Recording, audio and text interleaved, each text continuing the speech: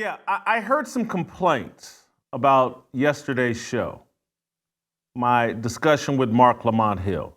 Mark Lamont Hill said something very stupid, encouraging, advising the pro-Palestinian protesters on college campuses. He said, tear some shit up, is what Mark Lamont Hill said. And some people have complained to me over social media and by email, how dare you platform Mark Lamont Hill? And for those of you that are wondering or have that question, I'm not sure if you've been following me and this show for very long. I'm not sure if you understand why we call the show Fearless and why we have a fearless movement.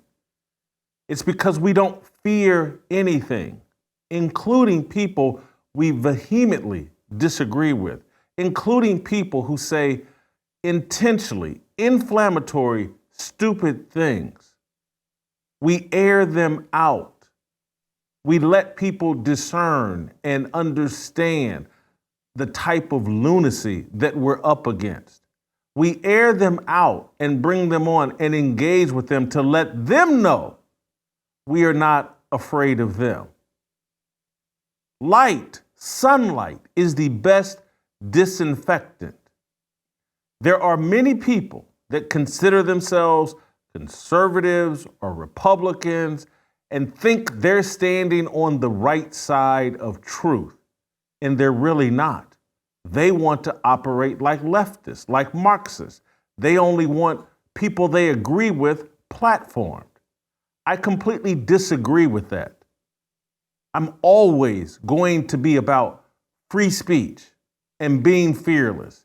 If you've looked at the shows that I've done, from interviewing Hebrew Israelites to interviewing E. Michael Jones to interviewing people that I disagree with theologically, spiritually, just in every way.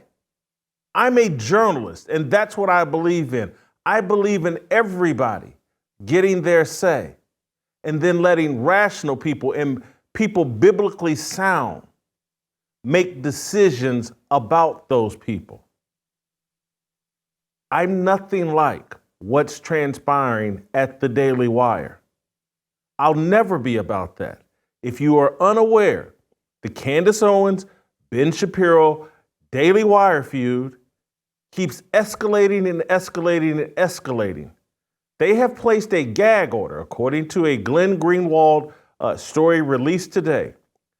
While pretending to want to engage in a debate with Candace Owens, behind the scenes, the Daily Wire was placing a gag order in front of an arbitrator, asking a judge or an arbitrator to put a gag order on Candace Owens. They wanted no parts of debating Candace Owens about the truth about anti-Semitism and her position that she doesn't want to send any more U.S. money funding a war in Israel, in Gaza, in the Ukraine, or wherever. We should engage in that discussion rather than placing gag orders on people because we disagree with them. I am a journalist. I am above that, a Christian. I believe in free speech. I believe I'm standing on an unshakable truth that allows me and my audience and those of you that are also fearless, we can engage and hear from anybody, including Mark Lamont Hill, including other crazy leftists. This is not an echo chamber. This is a place for us to engage with ideas and follow the truth wherever it leads. I don't believe it leads towards Mark Lamont Hill and his way of thinking. Letting Mark Lamont Hill come on this show and expose himself and expose the lunacy that's at the foundation of his thinking, I think is critically important. But today, I'm going to connect all the dots and why I'm under attack and this platform is under attack. And if you go to, I'm going to stop there. Let's play the open of the show, and then I'll get back into it.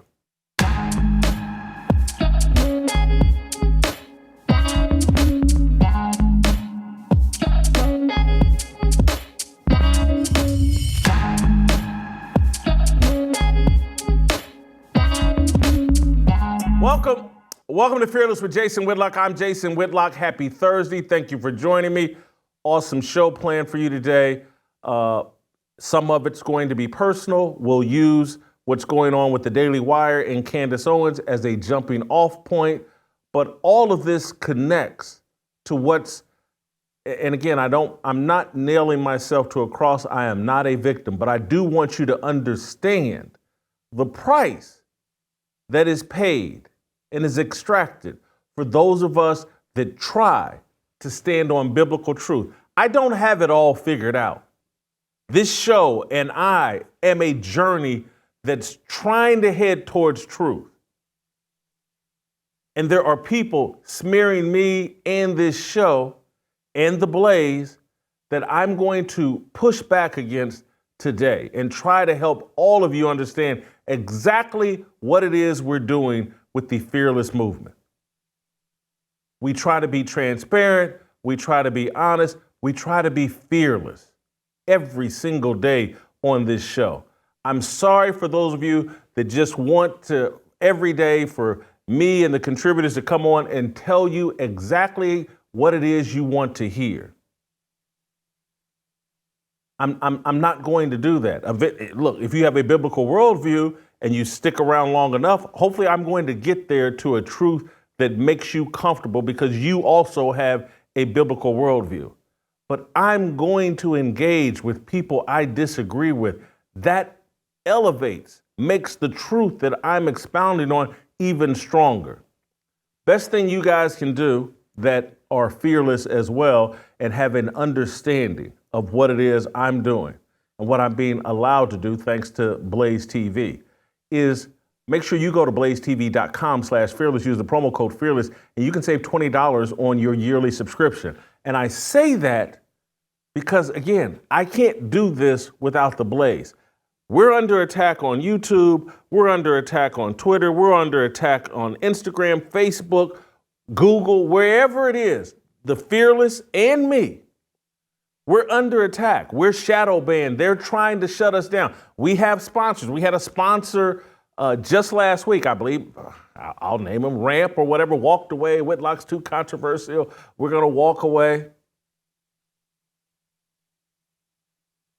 You can't, if you subscribe to The Blaze, that's the best thing you can do to support me and what it is we're doing. And now, again, it's going to be a rocky road. You're going to hear things you don't like. You're going to hear from people that you think are stupid. But that's because we're better and more grounded and more based than all the people that want to silence this person or that person that they disagree with. We are not closeted leftists. We are fearless because we're standing on some foundational truths that are unshakable. And there's nothing Mark Lamont Hill or anybody else that I invite on this show that can contradict or undermine what's written in that Bible. So for those of you that are scared, this may not be the place for you. Sayonara, see you later. Go someplace else and be scared and go live in an echo chamber where, oh my God, someone said something I disagreed with. Go check out the Daily Wire. Go there. This episode is brought to you by our good friends at Good Ranchers. Good Ranchers is locking in your price until 2026 when you subscribe to any of their boxes of 100% American meat and seafood. Use my promo code FEARLESS at goodranchers.com and save 10%. Why is this Candace Owens, Ben Shapiro, Daily Wire feud important? I want to start by trying to explain to you, and I just read in its entirety Glenn Greenwald's story about the Daily Wire fighting for a gag order to silence Candace Owens. If you remember, I want to start with the tweets, I think, where Candace Owens and Ben Shapiro are going back and forth about a public debate. As you guys know, about a month ago, the Daily Wire and Candace Owens parted ways. And then they got into a little public debate over Twitter about, hey, let's have a debate about anti-Semitism and funding of Israel. Candace pushing for this. So I think this is Candace's tweet. I would like to debate Ben Shapiro on Israel and the current definition of anti-Semitism. Can somebody make that happen? I get why she's doing this, because this is impacting me, and I'll get there in a second about how it's impacting me. But I understand, it's like, hey, I need a definition of anti-Semitism because I'm getting called anti-Semitic. I'm being smeared as anti-Semitic. I'm talking about, this is Candace Owens, but it's happening to me as well. But I'm gonna leave myself out of it for now. Ben Shapiro responds, sure, Candace, I texted you on February 29th offering this very thing. Let's do it on my show this Monday at 5 p.m. at our studios in Nashville, 90 minutes live stream. Candace Owens, confirm. Barring the odd insinuation that you didn't know your own employees were booked on international flights to come join me in London to film for your platform, this is great. So what she's complaining about, she's out of the country when he's trying to demand this meeting or this debate, and she's saying he should know that because other Daily Wire employees are over in London with her or were scheduled to be over there. But anyway, then she goes on to say, I fully accept, no moderator. I will get in touch privately to get this set up. Major win. The debate never happened. And so people have been asking, hey, what happened? I thought you guys were working on the debate, blah, blah, blah.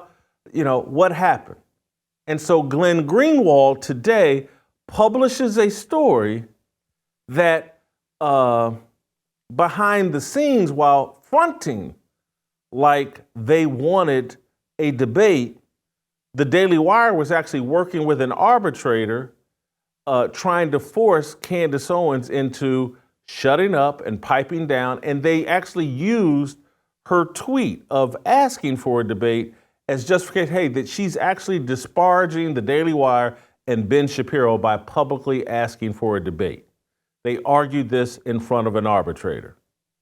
And several other things. They argued that these are all disparaging, but they're publicly pretending like they're embracing the debate. Jeremy Boring jumps in, and they allegedly are setting it up in private, but all the while behind the scenes, they're arguing in front of an arbitrator, shut this woman up. And I'm sorry, you can be as pissed at me as you want to be, but there was a guest we had on this show called E. Michael Jones, who said there was a tactic, put your chain on ninja. And that's what this sounds like. Someone is trying to put a chain to tell Candace Owens to shut up. And this, I'm going to connect it to bigger things, but I want to read this excerpt from Glenn Greenwald's story about what's going on at the Daily Wire. This was, to me, the most interesting paragraph in the story. It certainly seems true that the Daily Wire is attempting to achieve all of this privately. And again, that's playing off a quote where I think it was Jeremy Boring says that, hey, they got this big public breakup with Candace Owens, and we're trying to handle this privately. Glenn Greenwald is calling BS because they say, well, on Twitter, over social media, you act like you're willing to debate this out publicly.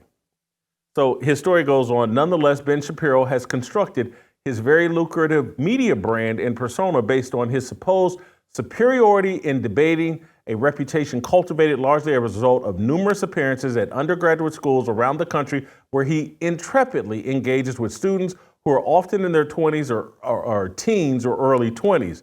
Both Shapiro and the Daily Wire have also predicated their collective media brand on an eagerness to engage in free and open debate with anyone and to vehemently oppose any efforts to silence people, especially those in the media, from expressing their political opinions.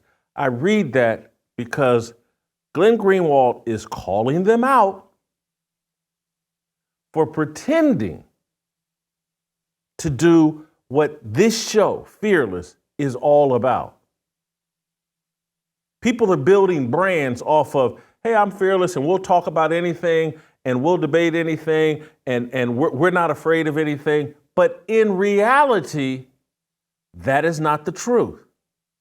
In reality, it is the truth over here. And that's not me beating my chest. It's me beating my resume. I am a journalist. That's why I reject the title of conservative. And I know people put it on me, and many of you believe in conservatism. I don't. I believe in Jesus Christ. I believe in Christianity, and I believe in journalism, because Jesus, Christianity, and journalism, I know the first two, are about a pursuit and obedience to unshakable truth that's presented in the Bible. Journalism is supposed to be about following the truth wherever it leads. And you've seen me talk on this show and show you like, hey man, there was a time where Phil Donahue and journalists would interview Louis Farrakhan, someone they vehemently disagreed with. They would interview David Duke, someone they vehemently disagreed with. And I've told you all, that was a superior form of America. There was no fear. We let people air out their idiotic thoughts, their immoral thoughts, because we believed that much in free speech, and we believed we were standing on a truth that was so superior that we could handle the idiocy of a Mark Lamont Hill or whomever.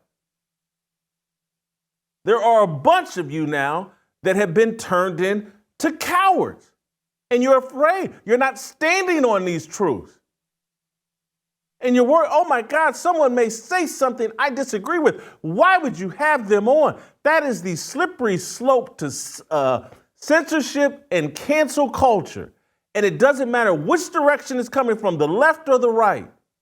And a lot of these conservative people pretending like they're different than the leftists. And oh my God, facts don't care about your feelings, and I'll debate anybody. You know why I will debate anybody beyond the fact that I'm standing on these truths? Because I don't care if I'm wrong. Being wrong and being proved publicly wrong, that's a great opportunity for me to evolve and to go down further the path of truth. I don't need to be right. I need to be open to any and all truth. That's what serves all of us, and that's what journalism used to be about. If Louis Farrakhan tells me that today is Thursday and he's right, I'm going to tip my hat. Hey, Thursday, you're right. Now, you'll say some other things. White people are devils. I disagree with that. I know that's wrong. That's not in my Bible. It's not factually true. But this whole little thing of, oh my God, don't platform this person, and oh, I can't believe you did that. That's how you undermine America. That's how you undermine our founding principles. You have to be tolerant of views, or at least open to hearing and just moving on and standing on your truth to views that you vehemently disagree with. That's how we protect America.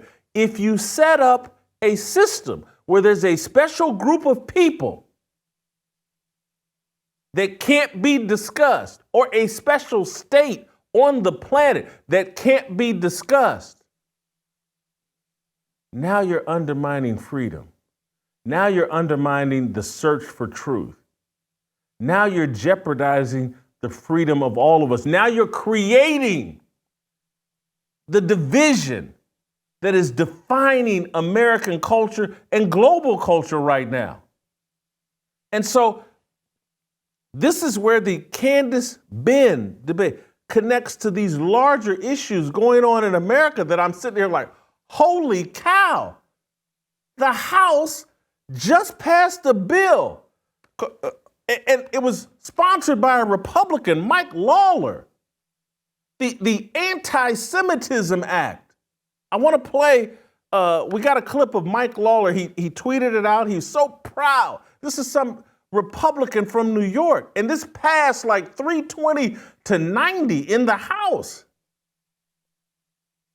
It's a bill that basically bans free speech and sets up Israel and Jewish people in this position where, oh my God, don't talk about them.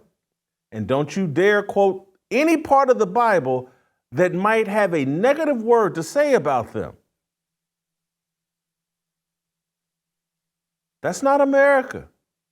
So I want to play the Mike Lawler SOT 5. This is a Republican that sponsored a bill where we're writing laws that infringe upon our First Amendment. This is unsustainable. This is ridiculous. Play the clip. Hey everyone, it's Congressman Mike Lawler. I just want to say how proud I am that my bill, the Anti-Semitism Awareness Act, just passed the House of Representatives, 320 votes to 91. This bill has broad bipartisan support and will begin the process of cracking down on the anti-Semitism that we've seen run rampant on college campuses all across America. This is a big day and a big win. Now we got to get it through the Senate and signed into law. I look forward to working to get this across the finish line. It's a law that says, that criminalizes, makes it illegal to read from the Bible that Paul said the Jews crucified Jesus Christ. They're turning the Bible into hate speech under the guise of protecting Israel and Jewish people. And they're not alone. And this is why I've been at the forefront of now I'm looking at black people in America acquire political power by going on TV and setting a standard of oh, if you criticize someone black, particularly if they're leftist, that's racism. And everybody bites their tongue. And so we live in this fantasy world, and that's how we get to George Floyd took enough fentanyl to kill about 20 horses. But no one could say that because, oh my God, you're racist for saying that this is a career criminal allegedly put a gun on a pregnant woman, career criminal who's, when they took the blood work from him, had enough fentanyl in him to kill half of Minneapolis. But we all have to go along with the charade that Derek Chauvin viciously, maliciously murdered him. And if you don't agree with that, you're a racist, you're anti-black, you're unworthy of employment, you're unworthy of a platform. I'm black. I'm allowed to say that to some degree. Now, trust me, I get all kinds of pushback for saying that, for speaking that truth. But everybody else runs around scared to death and they got to pretend like George Floyd was just one step away from getting his PhD from the University of Minnesota. He had just turned his life around. And we got murals and statues, and we got Juneteenth, all based on a lie, all based on the premise you can't criticize black people. And we got riots for an entire summer. We got police getting killed. We got buildings getting burned down, businesses destroyed, all based on a lie that this group is so special over here that you can't even criticize a career criminal who sucked down enough fentanyl to kill 20 people. You can't criticize him. And so we had riots go on the entire summer with no one saying a word. And now we have people in Congress passing laws that basically, here's another group that so delicate that you can't say a word about them. You can't criticize Israel without being accused of anti-Semitism. And so and I apologize, but I'm just keeping it real how this affects. Go look at my Wikipedia page.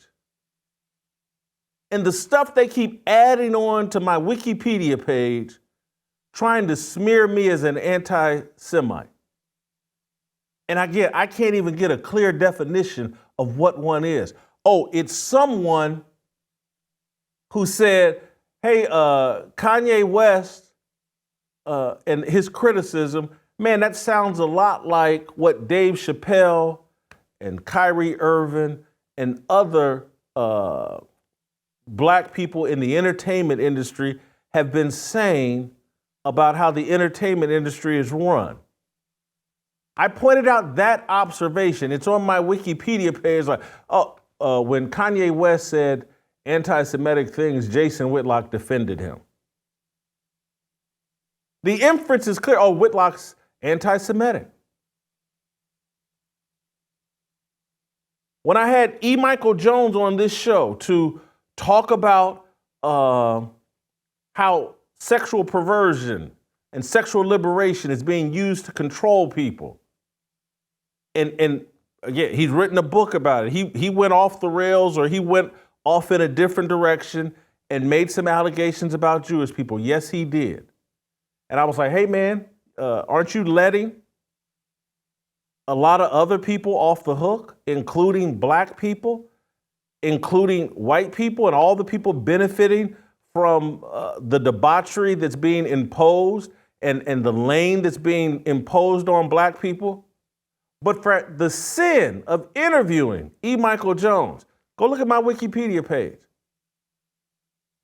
And so all the different, and I can sit here and rattle off names of the people that I have defended, that have been trashed, who were I didn't even know it because I didn't know they were Jewish people at the time, because I really just didn't pay that much attention. But all the people I've defended and all the bullets I've taken, and I'm just a journalist. But now Whitlock's anti-Semitic. And he's a coon, and he's a sellout, and he hates black people. This is at the root of all this division, all this chaos we have going on. When you start assigning, oh, this group of black people, they're special. This group of Jewish people, they're special. And you better not say anything about them. We will cancel you. That's where all this chaos is coming from. If you want to understand why black people seem to be supporting Palestine, and I've said this before on the show, but it's worth repeating again. It's because this is their way of saying what they really want to say about Jewish people. They know if they criticize Jewish people, if they do what Kanye West did, or what Dave Chappelle's done in his comedy routines, they'll be called anti-Semitic. So you know what? I'll be pro-Palestine. I'm not pro-Palestine. I actually think Israel has the right to defend itself. I actually think what happened on October 7th was a tragedy, and that Israel has no choice but to defend itself. But because I'm a journalist and I'm for free speech and I'm for platforming or interviewing or engaging with people who say things that Israel, Benjamin Netanyahu, Ben Shapiro, and what don't like, oh, I'm anti-Semitic. And that's what I think is at the heart of Candace Owens' problem with the Daily Wire and Ben Shapiro. And it's at the heart of why we have so much chaos, because we've outlawed the truth. We've outlawed free speech. We've imposed a form of censorship. And so you're wondering, I just had this discussion, why are so many people starting to become extreme in their positions about black people? For every action, there's an equal and opposite reaction. And so if black people are going to sit on social media and say we must be worshiped, and anything you say about us, we will call you racist, don't be shocked when that foments a level of hatred and anti-black vitriol. They're creating the racism and then complaining about the racism. They're trolling people and begging people to be racist. And then say, see, look how racist they are. We've done nothing. We're victims. We haven't run around for the last decade telling Black Lives Matter, bow down and kiss the ring. We haven't been caught on tape harassing people at restaurants, harassing people in public, putting up signs, Black Lives Matter, wearing shirts, Black Lives Matter. We haven't been justifying the idiocy and the stupidity of and the corruption of the entire Black Lives Matter movement. And we wonder why people are pushing back and are irate. Yes, it's ugly. Yes, I get they should be better. But shouldn't we?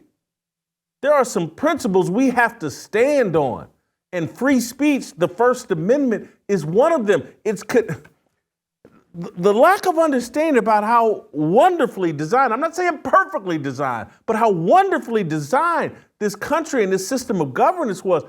They connected free speech to religious freedom. That's the First Amendment. The government, don't you infringe on these people's religious rights.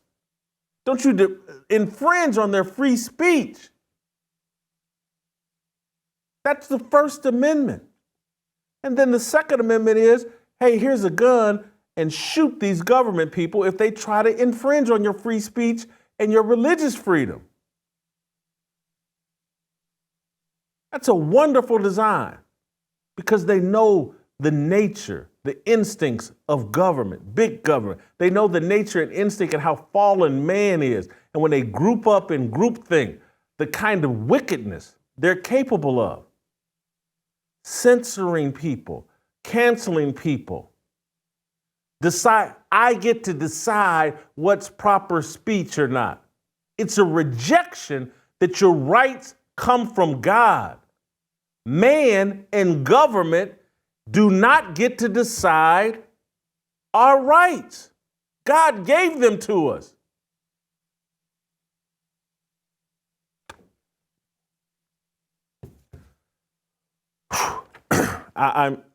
Let me pause here for a moment and take care of one of our great sponsors, ZBiotics. Let's face it, after a night with drinks, I don't bounce back the next day like I used to. I have to make a choice. I can either have a great night or a great next day. That is until I found ZBiotics, and I'm headed to a party in Louisville, a Kentucky Derby party tonight, and gonna have a few cocktails. Gonna socialize with some friends. I'm not gonna name drop here, but anyway, I'm gonna have a good night tonight. I'm gonna take ZBiotics to make sure that tomorrow, when I come do this show, I'm fresh and ready to go, and we'll be able to deliver you the kind of show you expect. ZBiotics, it was invented by a PhD scientist to tackle those rough mornings after you've socially drank responsibly. Here's how it works. When you drink alcohol, it gets converted into toxic byproduct in the gut.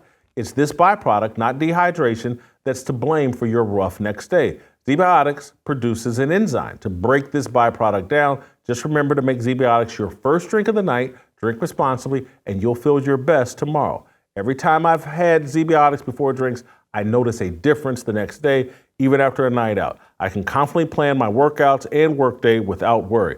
Go to ZBiotics.com/fearless to get 15% off your first order when you use Fearless at checkout. ZBiotics is back with a 100% money-back guarantee, so if you're unsatisfied for any reason, they'll refund your money, no questions asked. Remember to head to ZBiotics.com/fearless and use the code FEARLESS at checkout for 15% off. Thank you, ZBiotics, for sponsoring this episode and our good times. You guys remember, this is not a license to drink irresponsibly. It's a license to get up the next day, feel great, get your workout in, get your work done, because that's what I'm going to do. I'm going to go socialize with some friends in Louisville. I'll be back tomorrow to do the show, and I'll be sharp. Thanks to our friends at ZBiotics. I want to go back to this conversation about Candace Owens, and I want to make sure that a lot of the things I want to get into, I have covered. I do want to play you all part of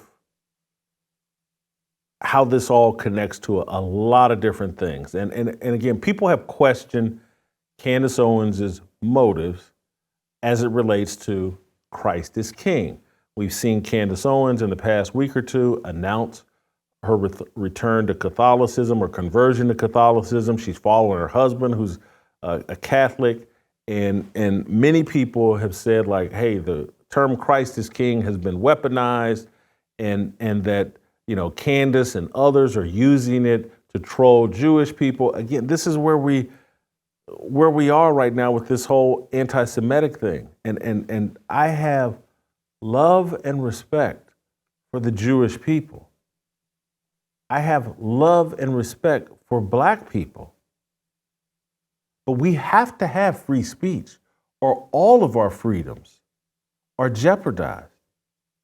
If we don't have free speech, we're going to continue to amplify the racial division and just the division and chaos and disharmony in America.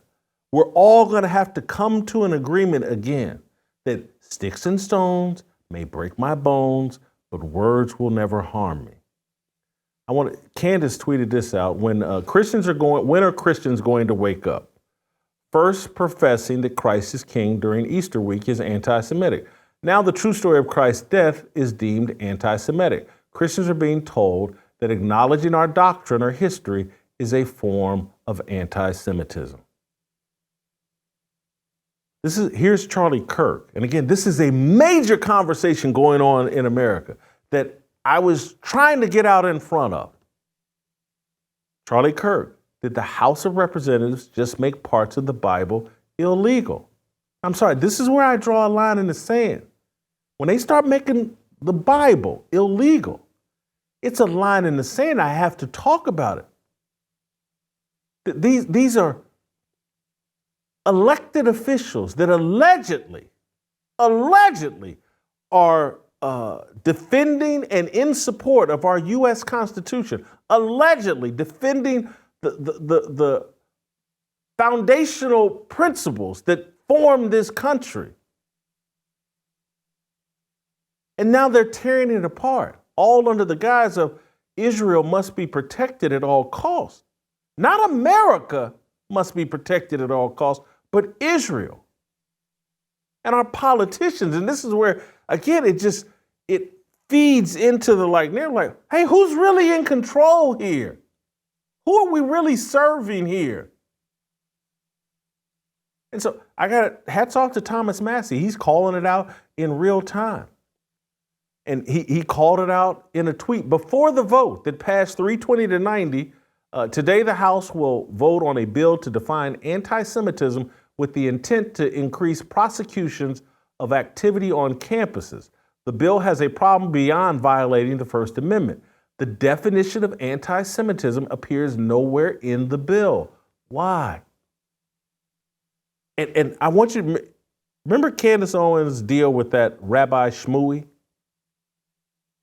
And she ended up having on a different rabbi and kept asking, like, hey, let's define anti-Semitism. And they kept moving. He basically argued that anti-Semitism changes over time. And so it's like a moving target. And people were looking at that going like, oh my God, so it's whatever you say it is. And I connect that to, again, I'm Black. But I connected to what a lot of Black people have done in terms of what's racism? Is it a set of laws that forbid you from voting or going to a school? Or is it, oh, someone called me a name? If it's, I'm just sorry. Someone calling you a name, that ain't racism. That's rude behavior. And I know that's a mind-blowing statement for many of you. Oh my God, Whitlock saying that name calling isn't racist. You know why I don't think it's racism? Because people name call in every single direction. And just because you have decided there's one single word that we can use and do use and use it to make money and use it to denigrate ourselves, but if they use it, oh my God, that's punishable by death. And that's racism. And then we've added on a bunch of other words. You call a boy, 17-year-old boy, if you call him a boy and you're the wrong color, you can be accused of being racist. If you say someone likes fried chicken, well, that's racism. Nah, that's a politically incorrect joke or assertion. But again, we've moved racism from, oh, man, they say you can't live in this neighborhood and they've designed laws to keep you out of that neighborhood. Well, that's racism. That has a real impact on somebody. When they say, oh, we've designed laws so you can't vote, well, that's racism. Oh, you flirted with a white woman and 3 or 4 guys came and strung you up by a tree? Well, that's racism. See, these are real acts that have real consequences. Someone calling you a name is not racism. Someone criticizing the state of Israel is not anti-Semitism. And so racism, anti-Semitism, it's not whatever someone's lived experience. Well, oh, that hurt me, so therefore it's racist. Toughen up, buddy. America was built on freedom of speech. And it was built at a time when people took their identity in Christ. And so what some jackleg idiot calls you didn't matter because you knew Jesus and you knew who actually made you. And so this whole world we've constructed where, oh my God, if someone hurts my feelings and cracks a joke, oh, it's just horrible. It's unsustainable. And it's why we have all this chaos. It's why kids are out trolling Jewish people on college campuses. There's no substance to what they're doing. They're just out trolling. And they're trolling because, again, there's people that have set up a standard and say, oh, well, this group over here you can't talk about. They play by a different set of rules. That's how you put a target on yourself. Or a bigger target, because I can hear many, there's already a target. Don't you understand history? That's how you put a bigger target on yourself. That's how you change the behavior of good people who aren't standing on firm foundation.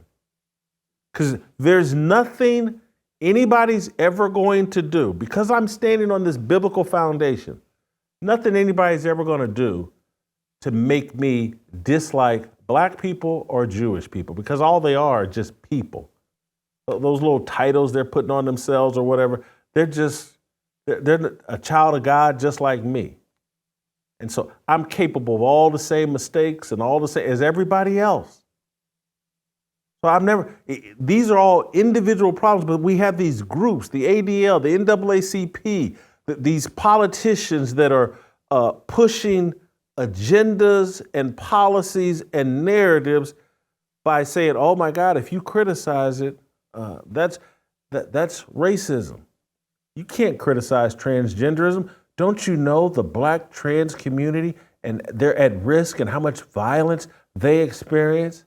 You can't talk about transgenderism. That's racist.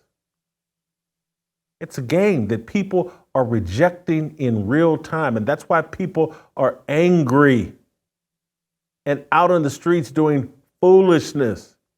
We all gonna have to play by the same rules if we want this country to survive. That's why DEI has to go. And that's why this anti-Semitism act of Mike Lawler is just sowing more discord in America. It has to go. Let me take care of one more of our sponsors. Balance of Nature. Making sure you have the fruits and vegetables in your diet is important for maintaining a healthy diet, but it can also be difficult, especially if you're busy, like me. The average person doesn't even eat half of the recommended servings in a day. That's a huge gap in nutrition. And inflation has seriously increased the cost of fruits and vegetables. That's why Balance of Nature provides an on-the-go solution, and they haven't raised their prices for 10 years. Their proprietary blend of 31 fruits and vegetables come in easy-to-swallow capsules and will give your body so much of the nourishment it needs. Imagine trying to eat 31 different kinds of produce in a single day. Well, that's what you're getting with Balance of Nature, fruits and vegetables. When you go to balanceofnature.com, you'll get 35% off plus $10 off any additional sets with your first order as a preferred customer by using my discount code FEARLESS. That's limited to 5 sets, but you'll save a ton of money while getting the fruits and vegetables you need in your diet. This is part of my routine. It's been part of my exercise and weight loss routine. Put the camera back on me. I want to show everybody because, I'm sure as you watch the show, you've been talking about like, damn, Whitlock looks good. I know I'm a distraction. It's because Balance of Nature and the other things that I'm doing allow me to focus in on what's important to me. Just like, seriously, as getting all the fruits and vegetables, I don't want to shop for it. Just being honest with you, I don't want to keep it in my house. I don't want to have to cook it. I don't want to have to prepare it. And so what I do with things like Balance of Nature is I take these supplements and then I don't worry about, did I get enough fruits and vegetables? And then I focus in on, what I like to eat? I like ground beef. I like to eat steak. I like to eat chicken. And so I don't sit around and go, well, I got to eat this and got to eat that along with this other, because Balance of Nature has me covered. Come on, everybody has to agree. Am I not looking better? Scales doing me better. My clothes are fitting better. My skin is improved. I'm doing the right things. Join me by visiting balanceofnature.com. Use the promo code FEARLESS for 35% off. That's balanceofnature.com. All right, so for those of you that are not mad at me for bragging on how good I look, and I'm self-deprecating, so stick with me. I want to make a final point. We're going to bring Shamika Michelle on the back end of this conversation because I want to connect the conversation we're having. And some of me and Shamika's conversation will be behind a paywall, but we're going to start the conversation on this show. Brittany Griner did an interview with ABC and Robin Roberts, hour-long interview. Brittany Griner is the WNBA player that was incarcerated in Russia. Before she was incarcerated in Russia, she was one of these ungrateful, entitled, LGBTQ athletes that, said she didn't want to participate in the national anthem, wanted to drop to a knee anytime some career criminal got crossways with the police. Then she went to jail over in Russia for 6, 7, 8 months, and we traded the merchant of death, a terrorist, to get her free. And now she's on with Robert Roberts talking about how much she loves America. and so how I connect all of this is like, there are fundamental freedoms here in America that we are taking for granted, like free speech. We think, there's some wiggle room here with free speech. There's just a few little select people, we can protect. And we don't understand. Once you start infringing upon free speech, it's a slippery slope. Let me give you another example. It's just like, you know what? They just want to get married just like everybody else. That's all they want. They just want to get married and just be like Leave It to Beaver and his family. That's all they want. And there were wise people that said, marriage is between man and a woman. The concept of marriage comes directly from God and the Bible. And it can't be massaged and manipulated. There can't be all this add-on. If they want to get in a civil union or whatever, let them do it. But if you redefine marriage, it's a slippery slope. And guess where we are today?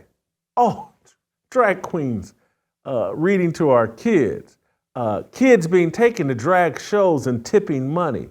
Oh, a man can be a woman, and a boy can compete against girls, and a man can be allowed to swim against women. That's the slippery slope. And so when you start saying, well, when it comes to free speech, we owe a special level of protection to certain groups. Well, that's a slippery slope, and we're on it right now. And that's why there's so much hatred and animosity and bitterness, because people can see it, and people don't like that. And there can't be a separate set of rules for human beings in a country that wants to run properly. And so that's why Christians, when there was a separate set of rules, fought and died to say, you know what, we can't let these black people be slaves if we want to live up to what's in our Constitution, what we stated in our Declaration of Independence. We can't have a group of people be based on color defined as slaves. Let's go to war and we'll kill each other over that argument. And the right people won. And then we had other little fights along the way. Like, hey, we got to give them the right to vote. Hey, if they want to go to this state school that's publicly funded with their tax dollars, we can't deny them of that. People lost their lives in that fight as well. We all have to play by the same rules. And there is no correction of like, well, because they suffered X, Y, and Z, their ancestors did, we have to now punish this group or put in a special set of rules for them. It doesn't work. It's a slippery slope. And it would be nice, and we'll get to Shamika here in a second, but it would be nice if we could put all these people in a Russian prison for 6 to 8 months. And just like Brittany Griner, they would then discover the brilliance of America. Bring Shamika Michelle on, and we'll wrap up the show next.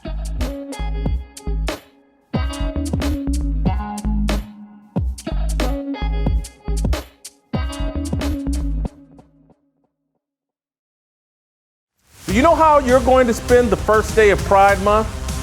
I know how I'm going to spend it. Honoring God, my Lord and Savior, fellowshipping with other men who are concerned about the direction of this country.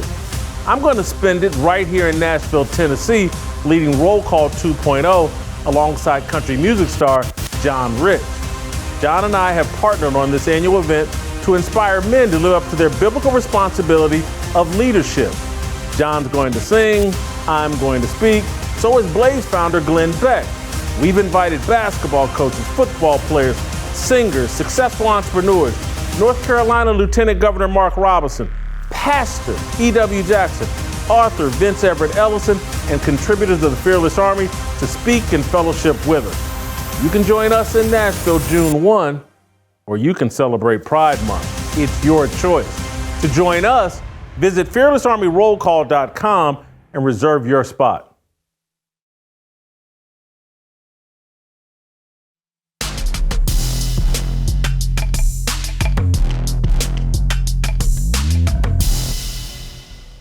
All right, welcome back. Let's bring in Shamika Michelle from North Carolina. Shamika, I was just telling these guys about Brittany Griner's interview last night and how part of her interview was about how much she loves America now that she's been saved by America and spent some time in a Russian prison. We talked this morning, and you said you actually liked Brittany Griner more than you did before this interview. I did, or I do. I don't know. Because now that I've gone back to watch some of the clips, there are things that don't sit right with me. But let me start with the stuff that I said I liked this morning.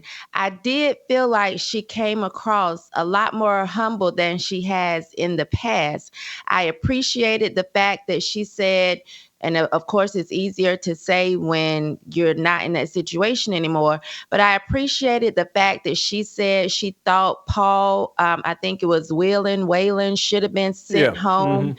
And if she had to make the decision, he would have been the one going home. And she said that she was hurt by everyone saying that she was unpatriotic and how much she loves America. And I could appreciate that, even if it meant 9 months that she had to spend in Russian prison to get her there. I appreciated the tiny bit of humility. I was a little bit irritated when she referred to Vladimir Putin as their so-called, great leader. I thought that was a little judgmental. You don't live in Russia. That was irritating to me. And it was also irritating to me when she talked about the fact that she had to go to Russia for all of these years. She had been going, I think, for 7 years. She makes $1 million over there, which is so much more than she makes here. And she has to do that to take care of her family. That was annoying because I'm thinking it takes $1 million to take care of a family. Then I'm short and I have biological children. So that's irritating that she tried to make it as if she was just doing what she had to do to take care of her family, and she really didn't want to be there. And then there were some other things that just didn't add up to me in her story. So I'm like, okay, this is about an agenda to me. She's pushing her book, or she wants to be seen a certain way. There's definitely something else besides that she just, feels so patriotic all of a sudden, and she's just this great person. So I'm going to tell the audience, if you want to hear my full thoughts, you're going to have to subscribe to blazetv.com so you can get fearless extra content or extra fearless content. Go to blazetv.com/fearless, use the promo code fearless, and you can save $20 on your yearly subscription.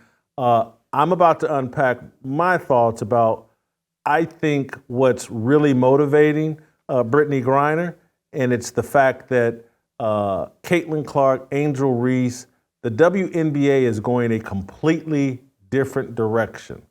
It's about, that league is trying to transition away from the angry LGBTQ crowd, and that's why she's trying to soften her image. But you guys need to subscribe so you can get this extra fearless content. We'll continue the conversation there. Thank you for watching today's show. I hear tomorrow playing. We'll see you tomorrow.